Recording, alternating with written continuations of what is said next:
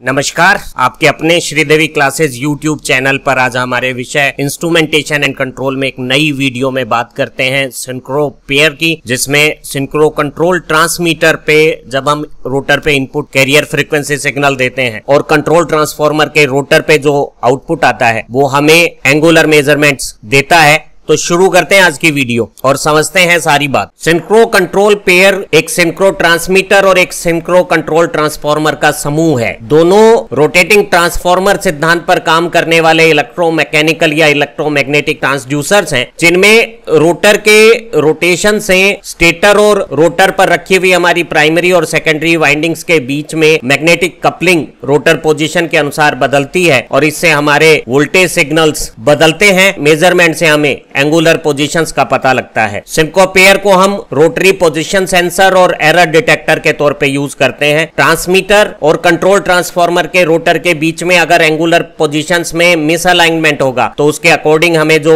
Voltage signal transformer के rotor पे output के तौर पे मिलेगा, उससे हमें एंगुलर पोजीशन में आई हुई एरर्स का पता लग जाएगा और हम किसी सर्वो मोटर की मदद से इस एरर को जीरो करने के लिए किसी हजार्डियस पोजीशंस की एंगुलर पोजीशन को सेफ लोकेशन से कंट्रोल कर सकते हैं। एक सिंक्रो पेयर में ट्रांसमीटर और कंट्रोल ट्रांसफार्मर की कंस्ट्रक्शन बहुत ज्यादा आइडेंटिकल है, सिर्फ उनके रोटर में फर्क है। जो हमारा सिंक्रो ट्रांसमीटर है उसका रोटर डंबल शेप का है, ताकि इस पे जब हम इनपुट एसी एक्साइटेशन दें तो इसका मैग्नेटिक एमएमएफ रोटर की डायरेक्शन के अलोंग अपनी एक्सेस बदले, जबकि सिंक्रो कंट्रोल ट्रांसफार्मर का रोटर सिमेट्रिकल और सिलेंड्रिकल शेप में है, ताकि स्टेटर और रोटर के बीच में रोटर की रोटेशन के बावजूद भी रिलक्टेंस ना बदले। एक और अंतर है, हम सिंक्रो ट्रांसमीटर में प्राइमरी रोटर को बनाते हैं और आउटपुट जो स्टेटर से आता है, जबकि सिंक्रो कंट्रोल ट्रांसफार्मर में प्राइमरी स्टेटर की वाइंडिंग्स हैं, जबकि सेकेंडरी आउटपुट हम रोटर की वाइंडिंग से लेते हैं। हमने एक दूसरी वीडियो में सिंक्रो ट्रांसमीटर को डिटेल में समझा है, यहाँ एक बार दोबारा तेजी से दोहरान कर लेते हैं। इस ग्रीन सर्किल और इस काले सर्किल के बीच में हमारा स्टेटर का ये मैग्नेटिक कोर है, जिसमें इनर पेरिफेरी में जो स्लोट्स है उसमें एक 3 फेज की वाइंडिंग स्पेस में 120 डिग्री इलेक्ट्रिकल एंगल से डिस्प्लेस वाउंड की हुई है। ये कंस्ट्रक्शन एक 3 फेज अल्टरनेटर जैसी है। ये जो लाल रंग से प्रदर्शित है वो डंबल शेप का सेलिएंट पोल रोटर है और यहाँ एक कंसेंट्रिक वाइंडिंग में इलेक्ट्रिक एक्साइटेशन से रोटर अपना एमएमएफ बनाता है। रोटर के वाइंडिंग के कनेक्शन स्लिप रिंग्स पर आ गए हैं और स्लिप रिंग्स के बाहर यहाँ हम एक कैरियर फ्रीक्वेंसी का एसी एक्साइटेशन रोटर को इनपुट के तौर पे देते हैं और ऐसी स्थिति में रोटर अपनी एमएमएफ एक्सिस के अलोंग एक टाइम वेराइंग मैग्नेटिक फ्लक्स बनाता है और बिना रोटर रोटेशन के भी स्टेटर की वाइंडिंग में ट्रांसफार्मर एक्शन से ईएमएफ पैदा कर सकता है। रोटर को दी जाने वाली सप्लाई की आरएमएस वैल्यू अगर वीआर हो और यहाँ जो एक्साइटेशन दिया हुआ है अल्टरनेटिंग एक्साइटेशन, उसकी कैरियर फ्रीक्वेंसी रेडियन पर सेकंड में ओमेगा सी हो, तो ये एक्साइटेशन अपनी डंबल एक्सिस पे एक टाइम वेराइंग मैग्नेटिक फ्लक्स बनाएगा। स्टेटर की स्टार कनेक्टेड वाइंडिंग्स में टाइम वेराइंग फ्लक्स लिंकेजेस से ईएमएफ बनाएगा, जिसे हम इन टर्मिनल्स पे मेजर कर सकते हैं। स्टेटर वाइंडिंग में पैदा होने वाला ईएमएफ डिपेंड करेगा कि रोटर का कितना फ्लक्स वाइंडिंग से जुड़ रहा है। अगर वाइंडिंग से जुड़ने वाला फ्लक्स अमाउंट में ज्यादा होगा तो वाइंडिंग में ईएमएफ ज्यादा होगा, और अगर फ्लक्स जुड़ाव कम होगा तो ईएमएफ कम होगा। और फ्लक्स जुड़ाव की वैल्यू रोटर एमएमएफ की एक्सिस पे डिपेंड करेगी, जो रोटर की एंगुलर पोजीशन पे डिपेंड करेगी। जिस समय रोटर एमएमएफ की डायरेक्शन स्टेटर वाइंडिंग S2 की एक्सिस के अलोंग होगी तो S2 के टर्न्स के साथ फ्लक्स जुड़ाव मैक्सिमम होगा। हमारी तीनों स्टेटर की वाइंडिंग में आइडेंटिकल नंबर ऑफ टर्न्स हैं। यहाँ रोटर के फ्लक्स का कुछ निश्चित हिस्सा स्टेटर की वाइंडिंग से कपलिंग बनाता है और ये कपलिंग रोटर एमएमएफ की डायरेक्शन और स्टेटर वाइंडिंग की एक्सिस के बीच के एंगल के कोसाइन पे डिपेंड करेगी। इस रेफरेंस कंडीशंस में जब रोटर एमएमएफ और S2 कॉइल की एक्सिस मैच हो गई है, दोनों के बीच में रोटर का ये एंगल अगर 0 डिग्री है, तो यहाँ S2 कॉइल से मैक्सिमम फ्लक्स लिंकेजेस होगा और टर्न्स रेशो और कपलिंग कोएफिशिएंट के हिसाब से कांस्टेंट K होने के कारण हमारी सेकंड स्टेटर कॉइल और ये जो स्टार न्यूट्रल पॉइंट है उसके बीच की वोल्टेज कैरियर फ्रीक्वेंसी के हिसाब से साइनोसॉइडल डेवलप होगी। और ये जो रोटर एंगल है वो अगर रोटर रोटेट करता है और बदलता है तो हमारा ईएमएफ बदलेगा। इस रेफरेंस पोजीशन कंडीशन पे जब S2 में मैक्सिमम ईएमएफ है कपलिंग कोएफिशिएंट 1 की कंडीशंस के साथ, तो हमारी जो स्टेटर की फर्स्ट वाइंडिंग है और थर्ड वाइंडिंग है इनमें ईएमएफ अधिकतम के आधे के बराबर है, और इन दोनों के बीच में जो डिफरेंस है जो यहाँ फर्स्ट और 3 टर्मिनल्स के बीच में आएगा वो 0 आएगा। जब फर्स्ट और थर्ड टर्मिनल के बीच में ईएमएफ 0 आता है तो उस ट्रांसमीटर रोटर पोजीशन को हम रेफरेंस 0 पोजीशन मानते हैं, और अब इस रोटर का कोई भी थीटा मूवमेंट होगा तो उस थीटा मूवमेंट को हम इस 0 रेफरेंस S2 की वाइंडिंग एक्सिस से मेजर करेंगे। अगर हमारे सिंक्रो ट्रांसमीटर का रोटर अपनी रेफरेंस S2 वाइंडिंग की एक्सिस से रोटेट होकर अपने एमएमएफ को थीटा एंगल पे बनाता है, तो अब कपलिंग कोएफिशिएंट S2 वाइंडिंग के साथ cos थीटा रूप ले लेगा, और हमारा जो वाइंडिंग का सेकंड टर्मिनल है और स्टार का न्यूट्रल पॉइंट है उसके बीच की वोल्टेज टर्न्स रेशो के अनुसार और कपलिंग कोएफिशिएंट के अनुसार बने हुए कोएफिशिएंट K के साथ cos थीटा मल्टीप्लिकेशन हो जाएगा और हमारी RMS वैल्यू थीटा के साथ इस रूप में बदलेगी। इसी दौरान इस एमएमएफ का S1 टर्मिनल की जो वाइंडिंग है हमारी और S3 टर्मिनल वाली जो वाइंडिंग है इनके साथ जो एंगल है वो 120 प्लस थीटा हो गया है, और इस एंगल को अगर मैं 120 और 120 240 गिनूं तो फर्स्ट वाइंडिंग की टर्मिनल और न्यूट्रल के बीच की RMS वैल्यू और तीसरी वाइंडिंग की RMS वैल्यू इस ग्रीन हाईलाइट एक्सप्रेशन से आ गई है, क्योंकि हमें ये स्टार न्यूट्रल पॉइंट ऑब्जर्वेशंस के लिए अवेलेबल नहीं है और ये जो टर्मिनल 1, 2 और 3 है उन पे हमने मेजरमेंट करने हैं। तो ये मेजरमेंट इनकी रेस्पेक्टिव जो टर्मिनल और न्यूट्रल के बीच की वोल्टेज है उनके सिंपल डिफरेंस होंगे। यहाँ स्टेटर की तीनों वाइंडिंग में जो इंड्यूस्ड ईएमएफ है वो एक कॉमन फ्लक्स वेरिएशन से बन रहा है, इसलिए वो तीनों सेम फेज में है। तीनों की साइनोसॉइडल वेरिएशन की इंस्टेंटेनियस पॉजिटिव पीक वैल्यू एक ही समय पे आएगी, लेकिन इनके मैग्नीट्यूड इस कपलिंग कोएफिशिएंट को डिसाइड करने वाले वाइंडिंग के एक्सेस और रोटर एमएमएफ के बीच की एंगल से अलग अलग मान के होंगे, और वो रोटर की एंगुलर पोजीशन बदलने पर अलग अलग एंगुलर पोजीशंस के लिए टर्मिनल पर भी अलग अलग वोल्टेज के यूनिक सेट्स बनाएंगे। आप देखेंगे कि किसी एक थीटा के लिए जो तीनों वोल्टेज के मैग्नीट्यूड्स हैं वो एक यूनिक सेट रखते हैं, और इन यूनिक मेजरमेंट से हम थीटा की एंगुलर पोजीशन पता कर सकते हैं। एक सिंक्रो ट्रांसफार्मर के रोटर की स्लिप रिंग्स पर जब हम कैरियर फ्रीक्वेंसी का अल्टरनेटिंग एक्साइटेशन देते हैं तो रोटर अपनी डंबल एक्सिस के अलोंग एक टाइम वेराइंग मैग्नेटिक फ्लक्स और एमएमएफ बनाता है। यह time varying rotor MMF stator की 3 फिजिकली 120 डिग्री डिस्प्लेस वाइंडिंग के साथ फ्लक्स लिंकेजेस बनाकर उनमें ईएमएफ बनाता है, और ईएमएफ का मान रोटर की ये जो स्टेटर के साथ अलाइंड रेफरेंस पोजीशन है उससे रोटेशन एंगल पर डिपेंड करता है, और इन वोल्टेजेस का मेजरमेंट हमें सिंक्रो ट्रांसमीटर की रोटर की पोजीशंस बता सकता है कि वो रेफरेंस से कितने एंगल पे है। लेकिन एक सिंक्रो पेयर में हम ट्रांसमीटर के आउटपुट को मेजर नहीं करते, बल्कि उसे एक दूसरी सिंक्रो यूनिट जिसे हम सिंक्रो कंट्रोल ट्रांसफार्मर कहते हैं उसे सप्लाई करते हैं, और सिंक्रो कंट्रोल ट्रांसफार्मर में भी स्टेटर में 3 वाइंडिंग्स में ये एक्साइटेशन S1 का S1 को, S2 का S2 को और S3 का S3 को देकर, और यहाँ स्पेस में एक magnetic effect time varying current excitation से यहाँ बनाया जाता है। सिंक्रो कंट्रोल ट्रांसफार्मर के रोटर में time varying alternating magnetic field winding के साथ वेराइंग फ्लक्स लिंकेजेस बनाकर यहाँ रोटर में कुछ ईएमएफ पैदा होगा, और उनके मेजरमेंट से हमें दोनों रोटर की पोजीशन में एरर पता लगती है। जरा समझते हैं कि सिंक्रो कंट्रोल ट्रांसफार्मर किस तरह से काम करता है। सिंक्रो कंट्रोल ट्रांसफार्मर की कंस्ट्रक्शन ट्रांसमीटर जैसी है। इस पीले सर्किल और काले सर्किल के बीच में स्टेटर की मैग्नेटिक कोर है जो लैमिनेटेड सिलिकॉन स्टील की बनी हुई है, और इस कोर में 3 वाइंडिंग के टर्न्स, ये S1 के टर्न्स, यहाँ S2 के टर्न्स और यहाँ S3 के टर्न्स एक दूसरे से स्पेस में 120 डिग्री डिस्प्लेस्ड वाउंड किए हुए हैं, और इन टर्मिनल्स पे S1, S2 और S3 पे सिंक्रो ट्रांसमीटर से जो आउटपुट आ रहा है वो एक्साइटेशन के तौर पे दिया जाता है। सिंक्रो ट्रांसमीटर का carrier frequency alternating excitation control transformer के स्टेटर के S1, S2 और S3 टर्मिनल्स पर वाइंडिंग्स में जो करंट एक्साइटेशन बनाएगा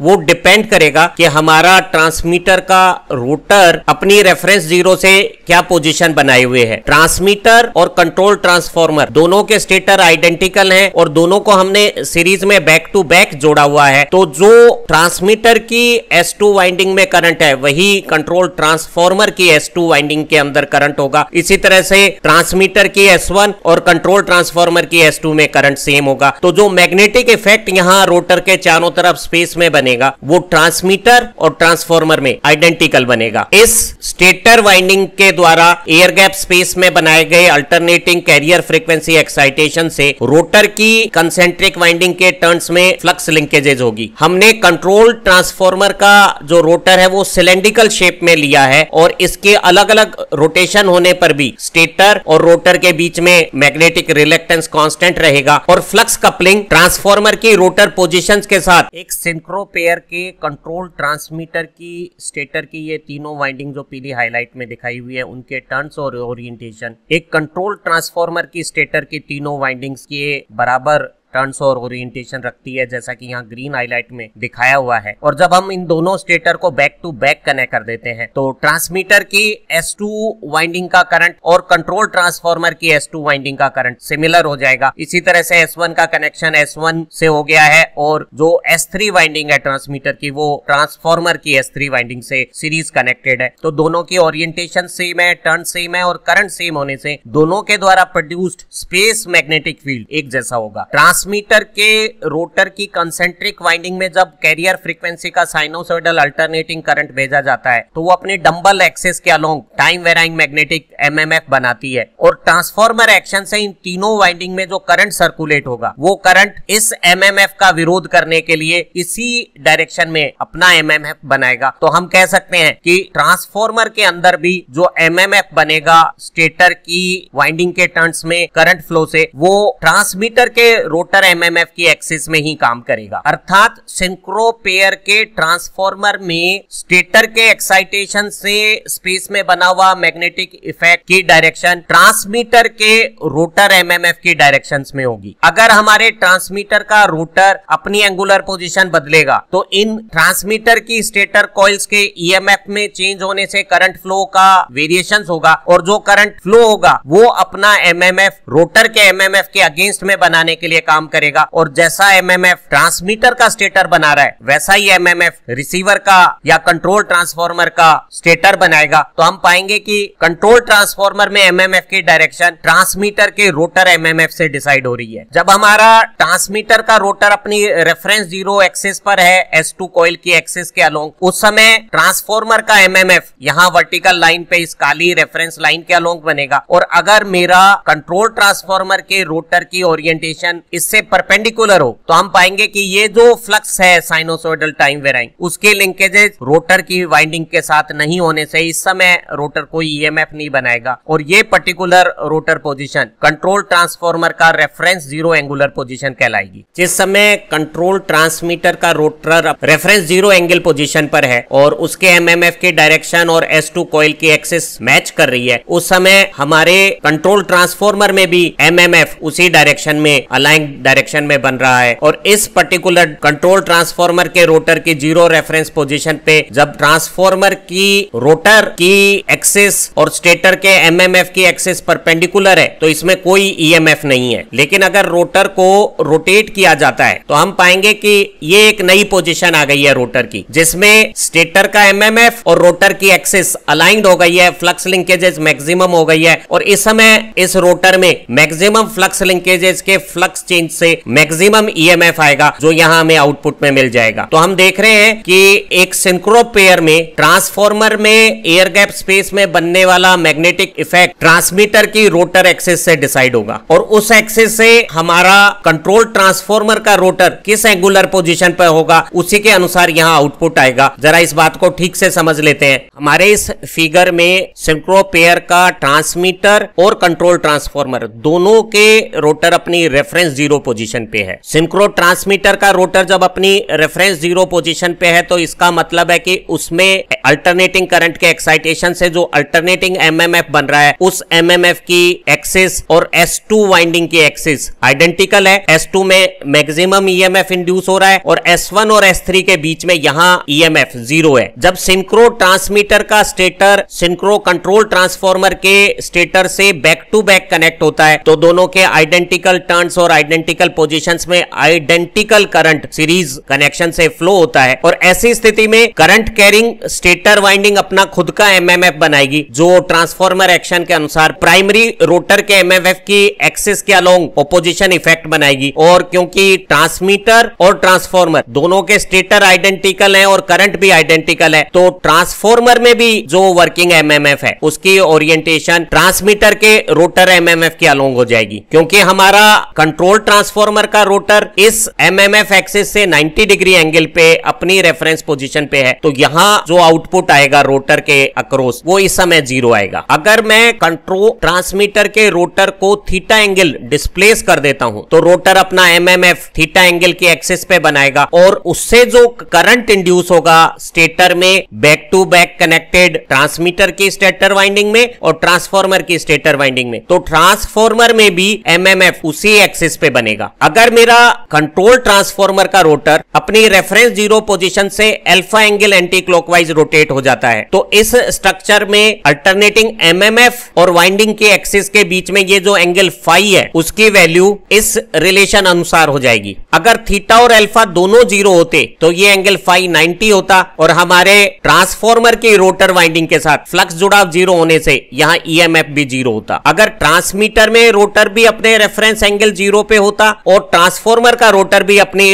रेफरेंस 0 एक्सिस पे होता तो ये फाई 90 होता। और ऐसी स्थिति में कंट्रोल ट्रांसफॉर्मर के स्टेटर द्वारा बनाया गया अल्टरनेटिंग एमएमएफ रोटर की कॉइल्स के साथ कोई फ्लक्स लिंकेजेस नहीं बनाता और यहां ईएमएफ 0 होता क्योंकि फाई हमारा 90 है। तो हम कह सकते हैं कि हमारा जो रोटर का ईएमएफ है वो इस एंगल फाई के साथ कोसाइन फंक्शन रखता है। अगर मैं ट्रांसमीटर के रोटर को अपनी 0 रेफरेंस पोजीशन पे ही रखता हूं लेकिन ट्रांसफॉर्मर के रोटर को अल्फा प्रोसीड कर देता हूं तो मेरा फाई 90 प्लस अल्फा हो जाएगा और कोस फाई साइन अल्फा के बराबर हो जाएगा। तो मैं पाता हूं कि मेरा ईएमएफ साइन अल्फा के अकॉर्डिंग आने लग गया है। अगर मेरे ये दोनों रोटर एंगल बदलते हैं, ट्रांसमीटर के रोटर भी रोटेट करता है और कंट्रोल ट्रांसफॉर्मर का रोटर भी रोटेट करता है, तो मैं पाता हूं कि मेरा फाई थीटा और अल्फा के साथ ये रिलेशन रखता है और कोस फाई के अकॉर्डिंग मेरा ईएमएफ यहां आएगा। तो मैं इस ईएमएफ को मेजर करके उस ईएमएफ से फाई और अल्फा में जो चेंजेस हो रहे हैं उसका पता लगा सकता हूं। तो हम कह सकते हैं कि कंट्रोल ट्रांसमीटर के रोटर पे कैरियर फ्रीक्वेंसी के अल्टरनेटिंग एक्साइटेशन से स्टेटर में ईएमएफ इंड्यूस होंगे जो रोटर की पोजीशन के अकॉर्डिंग मैग्नीट्यूड रखेंगे। जब ट्रांसमीटर के स्टेटर से हमने कंट्रोल ट्रांसफॉर्मर के स्टेटर को कनेक्ट कर दिया है तो दोनों में आइडेंटिकल करंट से आइडेंटिकल एमएमएफ बनेंगे और टाइम वेराइंग कैरियर फ्रीक्वेंसी का अल्टरनेटिंग एमएमएफ कंट्रोल ट्रांसफॉर्मर की रोटर टर्न्स में ईएमएफ पैदा करेगा जिसे हम यहां स्लिप रिंग्स पर बाहर मेजर करने के लिए अवेलेबल कर लेंगे। इस ईएमएफ का मान ट्रांसमीटर में रोटर के रेफरेंस 0 एक्सिस से एंगुलर पोजीशन और कंट्रोल ट्रांसफॉर्मर में रोटर की रेफरेंस 0 से एंगुलर पोजीशन थीटा और अल्फा पे डिपेंड करेगा और हम पाएंगे कि ये ईएमएफ थीटा और अल्फा के अंतर के साइन के बराबर है, जहां थीटा और अल्फा उनके अपने अपने रेफरेंस 0 पोजीशन से मेजर किए गए हैं। कंट्रोल ट्रांसमीटर में 0 रेफरेंस पोजीशन वो है जो S2 में न्यूट्रल के साथ मैक्सिमम ईएमएफ बनाती है और 1 और 3 स्टेटर टर्मिनल के बीच में ईएमएफ 0 बनाती है, जबकि कंट्रोल ट्रांसफॉर्मर में रेफरेंस 0 पोजीशन रोटर की वो पोजीशन है जिसमें ट्रांसमीटर अगर अपनी 0 पोजीशन पे हो तो यहां ईएमएफ आउटपुट 0 आता हो। मान लेते हैं कि हमारे कंट्रोल ट्रांसमीटर का रोटर अपनी रेफरेंस 0 पोजीशन पे जो एमएमएफ बना रहा है वो S2 कॉइल की एक्सिस के अलोंग है जैसा कि इस ग्रीन एरो से दिख रहा है और हमारे ट्रांसमीटर का स्टेटर ट्रांसफॉर्मर के स्टेटर में आइडेंटिकल एक्साइटेशन से यहां ट्रांसफॉर्मर में भी एयर गैप में इस ग्रीन एरो की डायरेक्शन में एमएमएफ बना रहा है और हमारा ट्रांसफॉर्मर का रोटर अपनी रेफरेंस 0 पोजीशन पे इस फ्लक्स से 90 डिग्री एंगल रखने पर फाई का वैल्यू 90 होने के कारण यहां कोई ईएमएफ नहीं बना रहा है। कल्पना करते हैं कि हमारे कंट्रोल ट्रांसमीटर का rotor theta angle anti clockwise rotate करता है। जब कंट्रोल ट्रांसमीटर का रोटर अपनी रेफरेंस से थीटा एंगल शिफ्ट हो गया है तो उसका एमएमएफ भी रेफरेंस 0 से थीटा एंगल पोजीशन पर आ गया है और क्योंकि ट्रांसमीटर और ट्रांसफॉर्मर के स्टेटर आइडेंटिकल कनेक्टेड हैं, आइडेंटिकल ओरिएंटेशन और वाइंडिंग टर्न्स रखते हैं, तो आप पाएंगे कि ट्रांसफॉर्मर में भी वर्किंग एमएमएफ इस रेफरेंस पोजीशन से थीटा शिफ्ट हो जाएगा। तो अब हमारा ये जो एंगल है वो जो पहले फाई 90 बना रहा था वो अब एंगल 90 माइनस थीटा बनाएगा। और अब इस पोजीशन पे अगर हम हमारे कंट्रोल ट्रांसफॉर्मर के रोटर को अल्फा एंगल रोटेट कर देते हैं तो हम पाते हैं कि हमारे स्टेटर के एमएमएफ और रोटर की वाइंडिंग के एक्सेस के बीच में जो एंगल फाई है उसकी वैल्यू इस एक्सप्रेशन से दी जा रही है। और हमें पता है कि फ्लक्स जुड़ाव इस एंगल फाई का कोसाइन फैक्टर है और फ्लक्स जुड़ाव के हिसाब से ही ईएमएफ आता है। तो हमारे कंट्रोल ट्रांसफॉर्मर के रोटर में जो ईएमएफ है वो इस एंगल के कोसाइन फंक्शन के हिसाब से ये फॉर्मेट रखेगा, जहां के डैश टर्न्स रेशो के हिसाब से कोई कांस्टेंट है, वी आर कंट्रोल ट्रांसमीटर के रोटर को दी गई आरएमएस वोल्टेज है, और ये हमारा फाई एंगल है कंट्रोल ट्रांसफॉर्मर की रोटर एक्सिस और कंट्रोल ट्रांसफॉर्मर में ट्रांसमीटर के रोटर की एक्सिस के अनुसार बने हुए फ्लक्स के बीच का एंगल फाई। उस एंगल फाई के कॉस फाई फॉर्मेट में फ्लक्स जुड़ाव और ईएमएफ का मैग्नीट्यूड हो गया, ये ओमेगा सी रोटर को दिए गए कैरियर फ्रीक्वेंसी का मैग्नीट्यूड है। तो हम पाते हैं कि हमारा जो कंट्रोल ट्रांसफॉर्मर के रोटर पे जो यहां स्लिप रिंग पे आउटपुट आ रहा है वो अगर हम इस टिक्नोमेट्रिक फार्मूले को cos 90 माइनस थीटा को साइन थीटा मान लें तो ये स्वरूप आ जाएगा। और हम पा रहे हैं कि हमारा जो आउटपुट वोल्टेज है वो एक लीनियर फंक्शन नहीं है एंगुलर पोजीशन का, लेकिन अगर हम अपनी रेफरेंस जीरो पोजीशन से इन रोटर्स को बहुत थोड़ा सा चलाते हैं कि थीटा और अल्फा की वैल्यू बहुत ज्यादा नहीं होती, वो डिग्री सिस्टम में 15 डिग्री से कम और रेडियन सिस्टम में 0.05 रेडियन के आसपास रहती है, तो ऐसी स्थिति में साइन थीटा को हम थीटा कह सकते हैं। और हमारा जो कंट्रोल ट्रांसफॉर्मर के रोटर पे जो ईएमएफ ट्रांसमीटर की रेफरेंस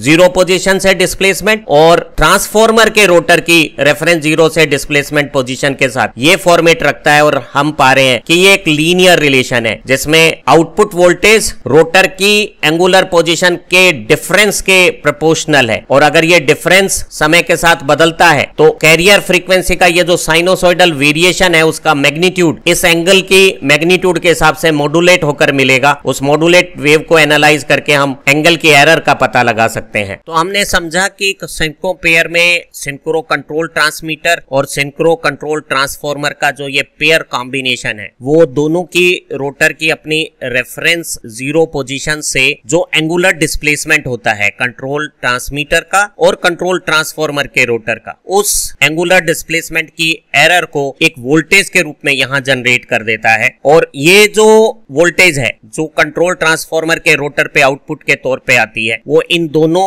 रेफरेंस जीरो पोजीशन से जो एंगुलर शिफ्ट हुई है रोटर की उसके साइन फंक्शन के रूप में है। और अगर एंगुलर डिस्प्लेसमेंट छोटा और रेडियन में नापा जावे तो साइन थीटा को थीटा समझा जा सकता है। और हम पा रहे हैं कि ये जो कैरियर फ्रीक्वेंसी की साइन वेव है इसका मैग्नीट्यूड इस एरर एंगल वैल्यूज के साथ बदलता है। अगर वो समय के साथ इस तरह से बदल रही है तो हम पाते हैं कि हमारी जो कैरियर वेव है वो इस तरह से मॉड्यूलेट हो जाएगी। जब दोनों के एंगल की एरर ज्यादा है तो इसका मैग्नीट्यूड ज्यादा है, जब ये एंगल एरर कम हो गई है तो ये मैग्नीट्यूड भी कम हो जाएगा एंड सो ऑन। तो हम पा रहे हैं कि ये जो मॉड्यूलेशन है उसे यहाँ समझा जा सकता है और इससे हम सिंक्रो पेयर का एक बहुत सिंपल सा लाप्लास ट्रांसफॉर्म में इस वोल्टेज का लाप्लास ट्रांसफॉर्म ES हो जाएगा और ये डायरेक्ट थीटा के प्रोपोर्शनल हो जाएगा और हमारा जो ट्रांसफर फंक्शन है वो एक कांस्टेंट हो जाएगा, सिंक्रो कांस्टेंट। तो ये एक लीनियर ट्रांसड्यूसर है जो एंगल एरर को एक वोल्टेज सिग्नल के रूप में प्रोड्यूस करता है। और हम किसी इलेक्ट्रॉनिक सर्किटरी का अगर साथ में इस्तेमाल कर लेते हैं तो एंगल मेजरमेंट और पोजीशन डिटेक्शन सिस्टम्स के लिए एक बहुत बेहतरीन कंट्रोल स्ट्रेटेजी हम डेवलप कर सकते हैं। हमारे जो सिंक्रो पेयर हैं वो बहुत रग्ड और रिलायबल होते हैं और हम इसका इस्तेमाल एविएशन इंडस्ट्री में, मिलिट्री एप्लीकेशंस में और बहुत सारी दूसरी इंडस्ट्रियल एप्लीकेशंस में भी करते हैं।